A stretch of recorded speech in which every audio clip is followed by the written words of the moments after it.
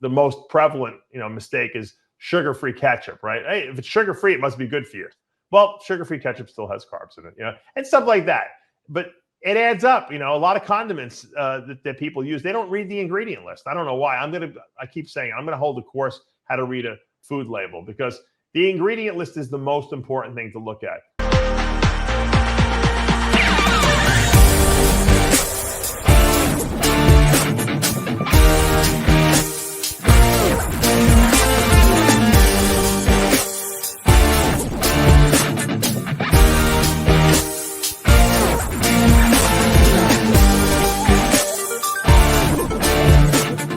I created Species Nutrition with one mission in mind: to provide bodybuilders and serious athletes with no-nonsense supplements that work. I put my name and reputation on every bottle of Species Nutrition products. If you want to be your absolute best, join the evolution.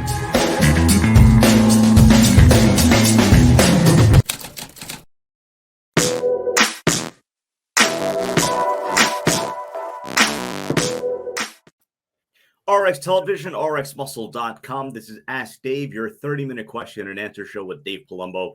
Whatever is on your mind, bodybuilding, non-bodybuilding, it is all on the table. We're going to jump right into the question, field as many questions as we can today. The first two questions on the show, of course, from the Dave Palumbo Experience app. First question: any advice to reduce hunger and stomach acid during nighttime while on a caloric deficit? I was always first of all, I did notice that I got, indigestion a lot of times when I would diet. And I realized what was doing it, because when I normally cook, I'll cook with like maybe water, soy sauce. I'll put a little bit of salt and pepper, nothing crazy. Cause I know that like, if I use too many spices, it'll bother my stomach later. And when you diet, you want everything the food quantities are so small. You start over spicing things and putting hot sauces and all kinds of spices you probably never used, because you just want everything to taste exquisite. And I think a lot of times that leads to like indigestion later in the day or at night when you're laying down. Because remember, when you lay flat, if you just a lot of times also bodybuilders will eat a meal and then go right to bed, because it helps satiate their appetite during the night. And that's one of the suggestions I make. But don't eat anything really spicy or, anything like juiced up like that, because a lot of times it'll come up into your throat. Now, you can use Bragg's apple cider vinegar, a tablespoon in like 6 ounces of water, gulp that down. That kind of settles your stomach and takes away that acid stomach if you happen to get that effect. Also, what I usually recommend for my clients, and I used to do it myself, is that I would eat like my last meal maybe an hour before bed or 45 minutes before bed. And then I would take a serving of Fiberlize. I still do it to this day. I mean, even now, and I'm not dieting, I'll do Fiberlize right before bed. I mean, I'll literally take a scoop, 6 ounces of water, gulp it down, go brush my teeth, and I go to sleep. That really prevents you from being hungry at night, because it occupies space in your stomach, and it kind of will take off that little bit of hunger, twang. The problem is when you have very, very low body fat, you're going to wake up in 4 hours and be hungry anyway. There's no way around it. I usually would get up in the middle of the night. Sometimes I would just drink water to fill my stomach up, or, maybe some like Diet 7-Up or Diet Ginger Ale, something like that, and then go back to sleep. But yeah, I mean, it can be a problem. And I noticed, and I was a sleeper. I was a guy who liked to sleep late. When I would start dieting and getting very lean, I was waking up earlier and earlier every morning because I couldn't wait to get my first meal in. It was just, it was that exciting, So I would eat it and then I would go to the gym just to get it over with. But that's typical. And there are a lot of different techniques you could use, but I think the Fiberlize before bed works really well, and just watch your spices late in the day. Second question, again, these questions from the Dave Palumbo Experience app.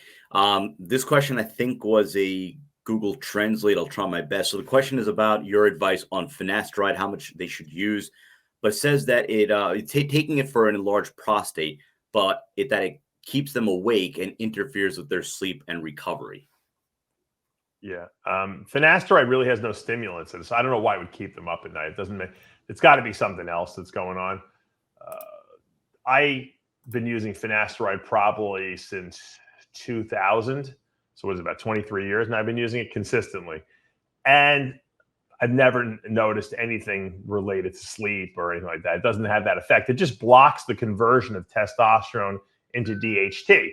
And for a lot of people, it's too strong to be quite honest. A lot of people don't need finasteride to lower DHT levels. So if you go to get some blood work done and your DHT levels, are elevated, maybe you're noticing acne, some hair thinning. The first line of defense, and I've done videos on this before, and that's it, is I always tell people use my Testalize product from Species Nutrition. It has a really highly refined form of saw palmetto in it. You can't really just buy it. It's very hard to find the stuff that we use.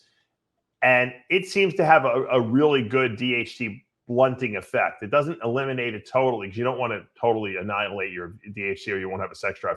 But it lowers it enough that you're not going to get the side effects like the hair loss and the acne.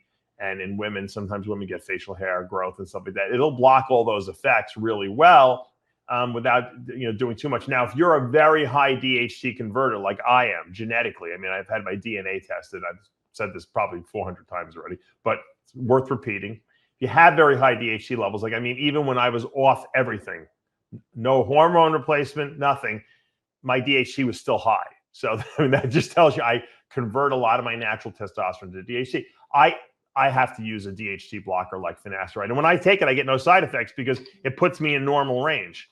So first line of defense, try Testalize. If that doesn't work, you try your finasteride. You seem to be on finasteride already. It should not affect your sleep. I guarantee it's something else that you're doing. We go to our Instagram questions. Again, if you're not already following us there, official_RX Muscle. If you're new to this channel, we ask that you subscribe below, hit the notification bell. You're not going to miss any of our shows, segments, updates, whatever we have going on here on the YouTube side of things. If you like what you're watching, hit the like button, comment below. And as always, be it now, be it throughout the course of the calendar year, contest season, we appreciate all of your support. Interesting one here. So I'm not going to mention the commentator or the channel, but I guess they made a comment regarding Blessing Awodibu, called them a stage decoration. So I think that may have been more so like, I don't want to say derogatory, but maybe not the most flattering kind of a thing. But the question is this, right? Because we live in an era of social media where, the comments could be 95% positive, but the 5% negatives are the ones that you're going to remember. And those are the ones that are going to stick with you, stick in your head, and you're going to take with you. So his question to you is that, if you were Blessing, right? Like, back in your day when you competed, if you heard some negative comment like that or something just, demeaning towards you as a bodybuilder, how would you use that as motivation? Well, I don't know if you can use it as motivation, but, I always said that if people are talking about you, then you must be doing something to incite something in them. I mean, they named a syndrome. They called me, they named Palumboism after me. I mean, I'm not obviously, in essence, it's a negative, but it's not, because I moved people with my physique, whether it be positive or negative, in people's minds. People remember me and my physique so much so that they had to make up something derogatory, which is fine, but don't use it like as a negative. Say, you know what, I'm obviously doing something that's making people remember me. And Blessing not only has a great physique, but he has a great personality.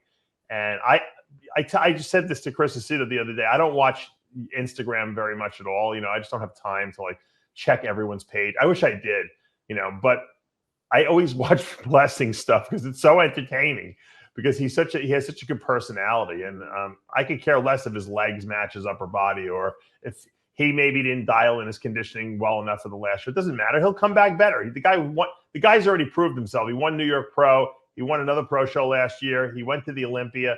There's nothing left to prove. He's trying to earn a living for himself. And you know what? He's doing a great job. He's living the dream. He's living in Boca Raton, Florida. He's got a contract with Muscle Tech, and life is great for him. So he should be flattered that people are even talking about him. And you know what? Positive or negative, it doesn't matter, because you're only as good as your last show, right? You're only what have you done for me lately? That's Ronnie won 8 Olympias. He lost, the number 9 when he was trying to go for number 9, and everyone was like, right up, he's done. So he went from everyone's hero to the bum with the guy with the small, lat. And so that's just the nature of the beast. If you want to be in the public eye, I don't know how these celebrities do it, to be honest with you, because I have pretty thick skin, and I kind of find it humorous. But I only have bodybuilders breaking my balls. You imagine the whole world breaking your balls? I mean, think about it. They either love you or they hate you, and when they hate you, man, you're. I mean, I think some of these celebrities really get depressed, and it really bothers them, because how could it not when the whole world is talking about you? So if you're going to put yourself in the public eye like Blessing is, you have to be able to take the good with the bad. And you just have to understand that the bad really isn't bad. It's really just people either jealous, or people just breaking balls, or people having a good time at your expense because, you're in the spotlight. And that should be your motivation. Hey, I'm doing something right. And I think if that's the question, yeah, people are talking about Blessing, good or bad. So he must be doing something right.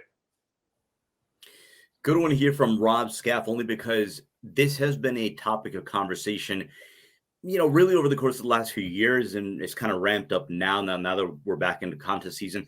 Upon any contentious decision at a bodybuilding show, it is always explained to fans, either watching at home or on live stream, reviewing pictures online, that you, quote, needed to be there in order to be able to make an assessment. I appreciate this, and I also believe the same. However, this presents a clear gap in the delivery of a product to the customer. In order to bridge this gap, I believe that mandating Ultra HD streams should be a condition of obtaining a license to hold an IFBB show. And in addition, how many times have we heard you can only see what the judges are seeing if you're at the judges table? I believe a real enhancement, it's a good one here, would be to place Ultra HD cameras right next to the judging panel.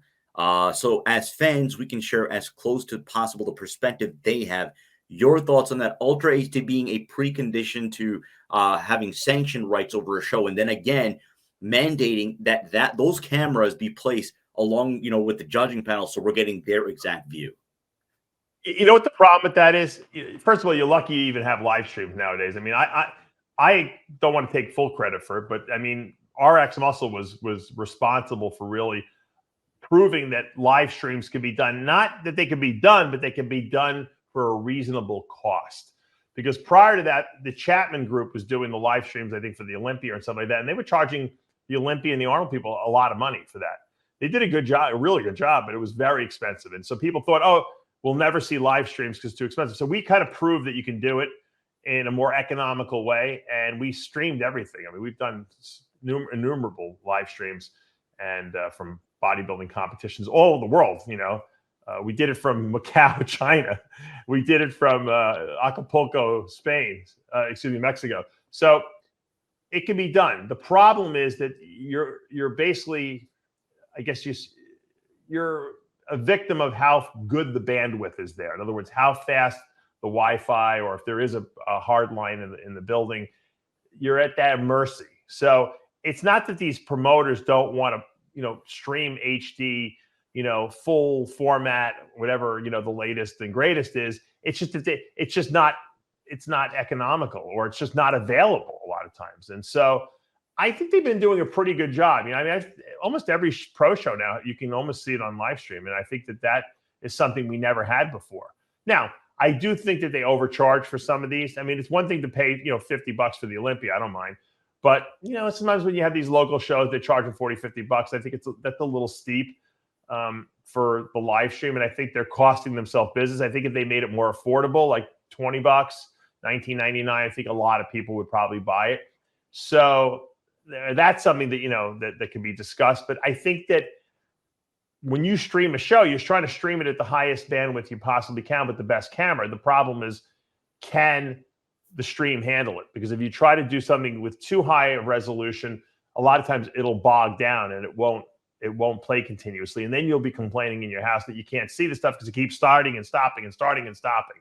So while it sounds like a good idea on paper, I don't think we're there yet. Once we have like 6 and 7G, flying through the air, irradiating us and sterilizing us, we'll probably be able to see things in HD.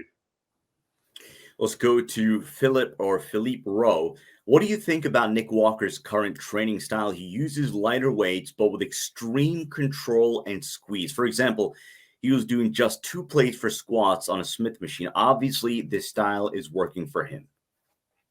Well, I mean, it's not really working for him. I mean, he can't lose any muscle at this point. As long as he trains and eats and takes his gear, he's not losing any muscle. But, you know, I've seen other guys try to do this in the past. I try to do it a little bit too myself. And what happens invariably is you do slowly over time start to lose a little snap and wow and pizzazz to your body parts that you're doing it with. And you realize, you know what? I'm never going to have the shape of a Derek Lunsford on stage. So I better just, you know, go with my bread and butter, which is mass and freakiness. And so while I don't think, you know, Nick Walker needs to be, you know, squatting 800 pounds, I think he needs to squat heavy. He needs to challenge his body in the gym. And if he goes too light and tries to like start pulling the, you know, higher reps and more squeezing and stuff like that, I think he's going to find he's going to get a little smaller, and then that he might not like that look. But, you know, he'll experiment. You know, maybe it's good for a little period of time and give your body a break, and then you can kind of go cycle your training, go heavy stages, lighter stages. At this point, he doesn't need to get any bigger, so it doesn't really matter. And he needs to stay healthy. He doesn't want to tear muscles, obviously. But, you know, it's good for him to experiment with his physique and see what works. But I think he already knows what works. Heavy weights, good form, full range of motion. The way he's been training his whole, you know, career as long as I've known him. I don't think this new training style is going to stick, but yeah, maybe it will. Can't hurt. Let's go to backup 98. How did guys in the 90s use so much testosterone without aromatase inhibitors? I'll tell you a funny story about that, because we all used Nolvadex back in the day. We also used Proviron because we thought Proviron was like an anti-estrogen, but it really wasn't. We didn't know that. But Bill Phillips wrote that it was in his anabolic reference guide, so we all thought it was. But what I discovered, and I think this was around 1995, Bill Phillips had written in his anabolic reference guide that there was a drug known as Teslac. It was not an anabolic steroid per se, but it was an aromatase. It acted as an aromatase inhibitor. And no one even knew what aromatase inhibitors were. I did because I was geeked out with all the science, and I was in medical school. I had just gotten out of there, and I knew aromatase inhibitors. And I said, this makes sense. But no one had access to this stuff. And I had a friend who had this crazy doctor who would write him a prescription for anything. And in the state of Wisconsin, anabolic steroids weren't controlled substance. You didn't need I shouldn't say that. They were controlled substances, but you didn't need like a triplicate script like you do in New York. You could just take a regular prescription pad and write a script. So this guy's doctor wrote him a script for Teslac that he had a gynecomastia, and he was getting bottles of it on his prescription plan for almost nothing. And he knew that I was getting ready for big shows, and we were friends, and he sent me all these bottles, and you had to take like 20 pills a day. It was idiotic, but there were no aromatases, like this question said. And I used it, and I noticed that I got a lot harder on using this aromatase inhibitor. And I said, you know what? I don't know why they don't have more of these things, because the reason why Nolvadex was created was because women who have breast cancer, some of the breast cancers are what we call hormone dependent, meaning that if they're estrogen dependent. So if you can block estrogen receptors so the estrogen can't get there, or there is no estrogen available, then the tumor won't grow. So they would put, and it's funny because it's not funny, but my aunt had breast cancer, may she rest in peace, and she was put on Nolvadex, and I kind of knew what it was. And my uncle, who happened to be a nephrologist, when I asked him, is she on Nolvadex, he was like, how do you know? You know, he didn't even, he thought I learned about it in medical school. I said, no, I just know it for, bodybuilders use this stuff to block estrogen. He's like, yeah, it works really well. So we were staying hard from the Nolvadex. The problem was with Nolvadex is it only blocks receptors for estrogen. It doesn't stop the production of estrogen, meaning that the testosterone is still converting to estrogen. The estrogen just can't do anything, but you're losing testosterone to estrogen. So we all knew that was, or I knew at least at that time, that was not really the right way to inhibit estrogen, but it was working but guys didn't take as much drugs back then. So I think, the Nolvadex was enough, so to speak. Once Arimidex hit the market, I remember when it came out, no one even knew what it was. I told my doctor friend, who was also a bodybuilder, I said, hey, there's this drug, Arimidex, that just came out. I saw it's an aromatase inhibitor. I said, I've been waiting for them to make something like this. So he's like, I'll write you a script, because there was not a controlled substance. And I had a script for that. And I started using it, and I started telling everyone, hey, this stuff works amazing. And the word spread. I think I was the first person to write about it, probably in either Muscular Development or one of the online mesomorphosis websites that I was writing for at the time. And everyone realized this worked a lot better, But for women, you can't inhibit their estrogen production. So women need to take Nolvadex to block the receptors, because remember, estrogen is produced from their ovaries, not from aromatization from testosterone. So to answer this long-winded answer to your question, but I think it's important to know the history of aromatase inhibitors and estrogen receptor blockers. But women should be on estrogen receptor blockers like Nolvadex. Men should really take aromatase inhibitors. And if you have really bad gynecomastia, you can add in an estrogen receptor blocker on top of that. The best way, obviously, to get rid of gynecomastia is just to have it surgically removed, though. B Winery. So, I mean, he gives this whole scenario situation between him and his coach. I'm not going to get into too detailed, but eventually what happened during prep is that this athlete started to get bloated, cramping, had diarrhea after 10 meals, yada, yada, yada. So anyway, they made a suggestion to their coach about what they thought was causing, I guess, the stomach issues. But then the coach basically, turned around and said, what was it? That they were stupid and it wasn't that, blah, blah, blah. So I guess, have you had situations like this where, either while you were an athlete or as a coach, or heard of scenarios where a coach will, just kind of turn on an athlete who may have a thought about why something may be going wrong? How should an athlete handle that kind of a situation? It's a tough situation for some people, because a lot of coaches are like, it's my way or the highway. And I always try to tell people that, I'm the kind of coach that I want your feedback. I want you to tell me what you think is not working and what is working. You might not be right, but I want to be made aware of it, because sometimes, you have the person you're actually training has better insight into their body than you do. I'm not there with them. A lot of times people make up excuses and they're cheating on their diet, or they're adding extra condiments they shouldn't. But sometimes legitimately people have a gripe like, hey, you know what? Yeah, no one has a problem, using macadamia nut oil except this one person. And you would normally say, well, maybe this person's out of their mind. Well, maybe they're not. Maybe they have some kind of a sensitivity. So you have to always take people's, feedback into consideration and assess it. I think a lot of coaches, though, take it as like a threat. Like, in other words, they feel threatened by the fact that this person might be questioning their authority or what they're telling them to do, which is stupid as a coach to take anything personally. I have a competitor, a female competitor I work with now, and she was really against almost everything I was telling her to do initially. And I knew that was what was inhibiting her improvements, because she was kind of stuck in this little bubble of doing the same thing year after year. But I had to break her down, and we had arguments, and I had to give her some tough love, and let her think about it for a day or two. And she tried it, and 99% of the time I was right, and she realized that. 1% of the time with her, at least, she might have been right about certain things. So I always took what she said into consideration, and then I evaluated it. So you have to have an open line of communication, and the athlete that you're working with should not feel scared to tell the trainer or the coach, what they're thinking and what they're experiencing and what they're feeling. If they do, then the relationship is not a good relationship.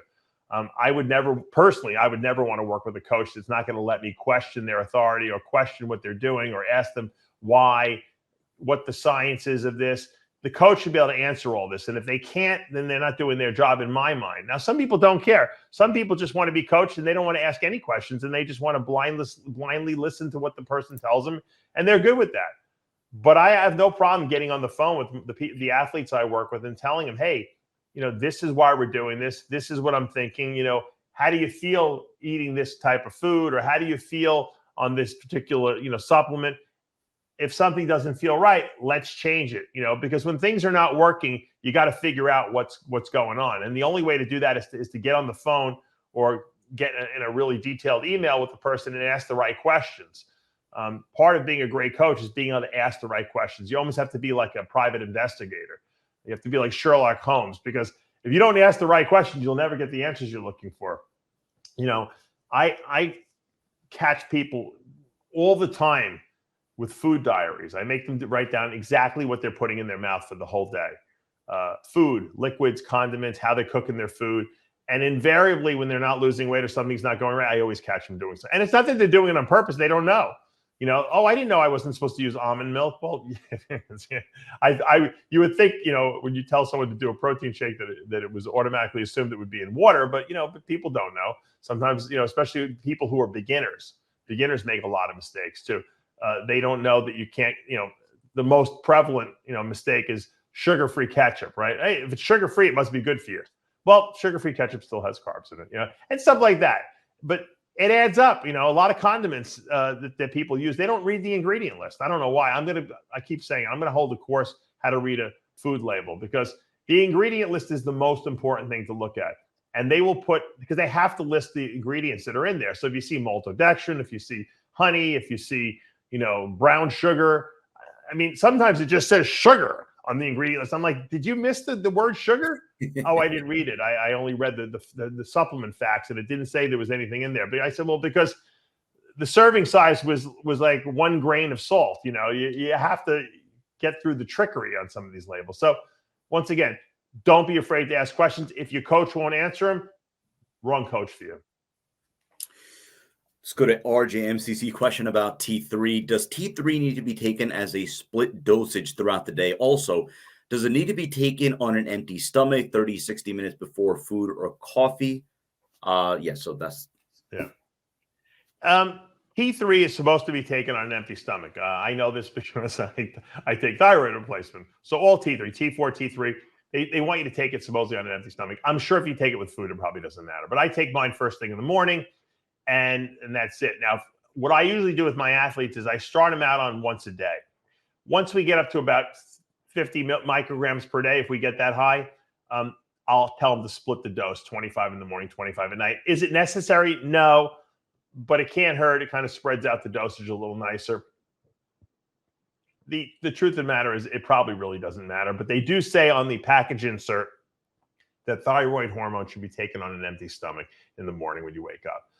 If you're in the hospital, and you know, I was unfortunately, I've been in the hospital too much the last couple of months.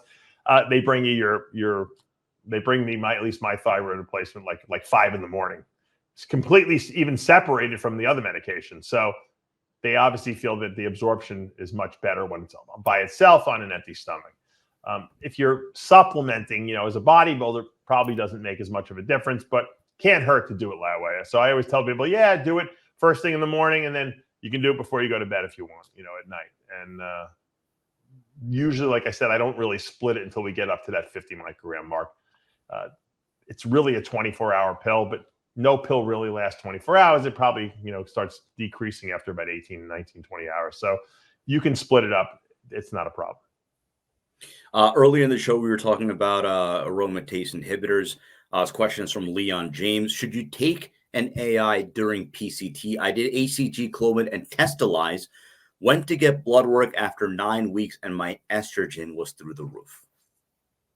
Yeah, usually when you're off cycle, you don't really need to take an aromatase inhibitor, because you're not taking any. You shouldn't be massively aromatizing your testosterone. First of all, you probably don't even have that much testosterone in your body, because your body's probably not producing that much natural testosterone.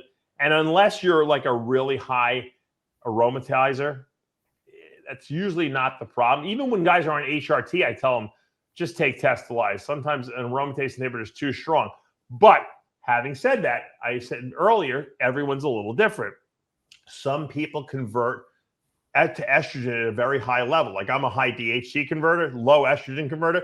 A lot of people are high estrogen converters. So you get people like him, their testosterone is 300 on blood work, which is super low. And then they have an estrogen level through the roof, meaning that they probably had a 500 testosterone, but most of the testosterone got aromatized. So in those cases, you might want to take a half an Arimidex twice a week, you know, just to kind of keep that a little lower. But you wouldn't know that unless you did blood work. Like they probably don't even, a lot of times you have high estrogen, you don't even know it. So my, I guess, answer to your question is the only way to really make the right decisions is to check blood work. Go for your hormone panels. check testosterone, estrogen, that type of stuff.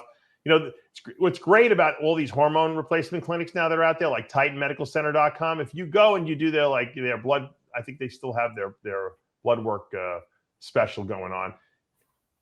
Not only do you find out, if you're low in hormone levels, but you're going to get they do a complete hormone panel. So you're going to find out your estrogen, you're going to find out your DHT levels.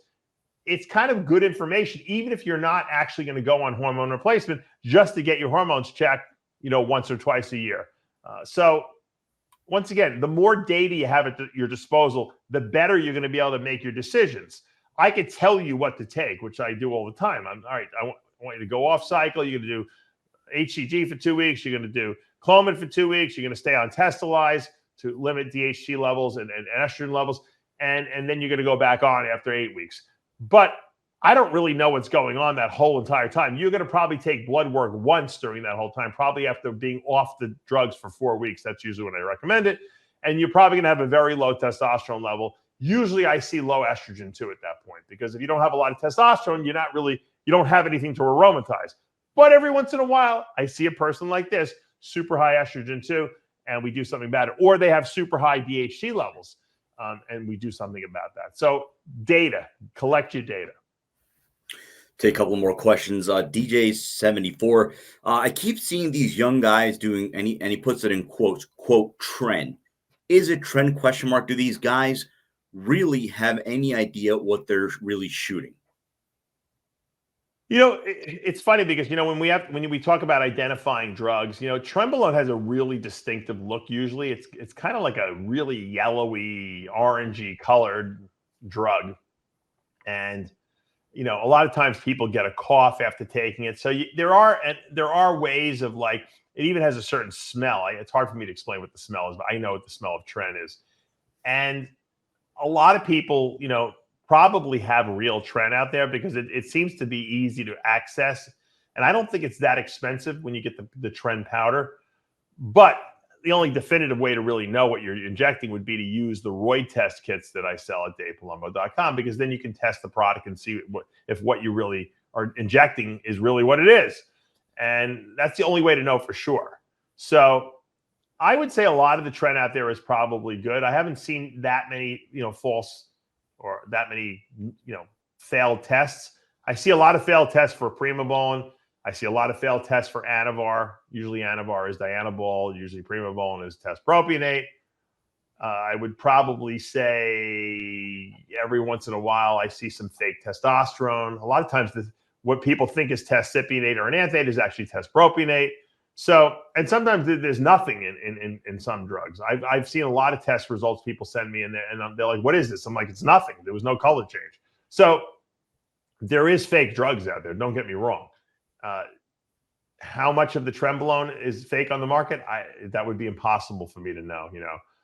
But I will tell you this: I haven't seen that many people reporting to me that their Trenbolone testing is off. So that's a good sign. And I think it's because it's like I said. Trenbolone has a certain look and smell, and it's hard to kind of fake that. If you put testpropionate instead of TREN, it's not going to have that orangey yellowish look, and it's not going to have that smell, and you're not going to get the cough. So once again, I think less people fake Trenbolone these days than they do other drugs. Let's go to Nico Cantemir. If you took ramipril 2.5 mg during a cycle, do you have to take it for the rest of your life, or only on the duration of the drug cycle? It's a good question. I took ramipril from 2004 up until my surgery, which was in March. So that's almost 20 years. That's about 19 years. And after my surgery, I couldn't take it anymore because my blood pressure was too low. And now my blood pressure has come up a little bit, but it's normal. So it's I'm 115/75, which is perfect. It's not too low, it's not too high, and I'm on no ramipril. So to answer the question, no, you don't have to take it the rest of your life because your body changes. Some guys just take it while they're on a cycle or when they're on an off-season mass cycle, because that's the only time their blood pressure goes up. And then they can stop taking it, when they're dieting, and their body weight is lighter. So you have to kind of go by the only way to really know would be to test your blood pressure. So, my suggestion is go to CVS or go to Amazon.com and buy a auto-inflate cuff, make sure if you work out, you get the one that has an interchangeable cuff, because for most bodybuilders, the regular arm cuff is going to be too small. You're going to need a leg cuff. So I always recommend, if you're going to buy a blood pressure, machine, buy one where it has the two cuffs. It comes with the leg cuff and the arm cuff, and you can interchangeably pull them on and off. And for more than like, I mean, I'm still using the leg cuff, and I don't even have big arms anymore, but my arms are way bigger than the average person. So you're going to need the leg cuff if you're a bodybuilder, and just test your blood pressure all day long, and you'll get trends. If you start seeing it going up as your body weight, oh, you know what? I went from 260 to 290 in the last 8 weeks, and now my blood pressure all of a sudden is high. I'm coming in at 150 over 100. That's very high. So at that point, you probably should take something like ramipril, an ACE inhibitor. Now you start dieting and you go down to 240, and now your blood pressure is so low that when you take your ramipril, you're getting hypo. You're getting like lightheaded and stuff like that. And you take your blood pressure, and oh my God, it's 100 over 50. So that's too low. So now you don't need the ramipril. So you stop it. So yeah, it's not like a sentence for the rest of your life. It's just going to be according to, and probably later in life when you lose weight, you probably won't need it at all. It depends. Everyone's different. I didn't have high blood pressure when I weighed 300 pounds. When I hit 34, 35 years old, all of a sudden I started getting high blood pressure. So once again, genetics, did your family have high blood pressure? If they did, you probably will too. Take one more question from Matt Kitson. Mike Mentzer, had he not retired in 1980, in your opinion, would he have become an Olympia champion? I think that Mentzer would have. I think he could have won possibly. I don't know if he would have won the 81 Olympia, because they gave Franco that was like a gimme for Franco. Franco should never have won that either. He had one leg. But Mentzer might have won it. I don't know. 82, Dickerson won. I mean, Mentzer could have beat Chris Dickerson. And then Samir won in 83. I don't know if Mentzer could have beat him. So, but you know what? If you quit, if you're a quitter and you're a sore loser, whether you deserved it or whether someone screwed you or not, you don't quit. Okay. You keep coming back until they have no option but to give you the title that you want. And Mentzer didn't want to do that. He didn't want to play the game. And he got depressed and he stopped and quit. And I think he had a bad run for a number of years until kind of Bill Phillips kind of resurrected him with the whole heavy duty training system. Bill featured him in the Muscle Media 2000 magazine and made him an expert.